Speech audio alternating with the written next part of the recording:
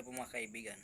Ang video po na ito ay para lamang po sa mga naniniwala. Ito po ang lihim na pala ng Diyos sa libro ng STM o Kabanal Balance na Tatlo. Ang libro po ng STM ang isa sa pinakamalakas na libro sa larangan espiritual. Dito nyo makikita ang kaunahang anyo ng Diyos o Diyos na walang hanggan sa inyong mata na may pagpak, at sa kanyang pagpak nakasulat o mababasa ang mga para ng Diyos na kaunahan niyang ginawa nilikha ng wala pang mundo na kasama niya.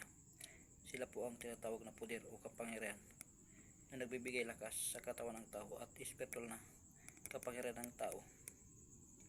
Dito nyo rin mababasa ang kahaysayan ng mundo o langit, at dito nyo rin mababasa ang kahaysayan ng combat espiritual ng tatlong personas at ng infinite Diyos o Diyos na wala hanggan, mula simula hanggang sa kanilang pagtatapos, at sa sila'y magkasundo at tumakyat sa ikapitong susunang langit.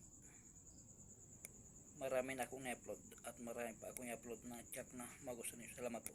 Subscribe sa mga interesado.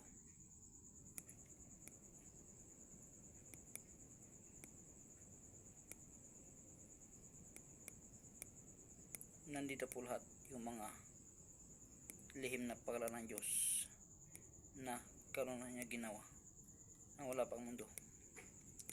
Salamat po. Subscribe. Salamat. Dito nyo malaman ang tunay na laman ng STM o Kabanal Balance na Tatlo. Subscribe. Salamat.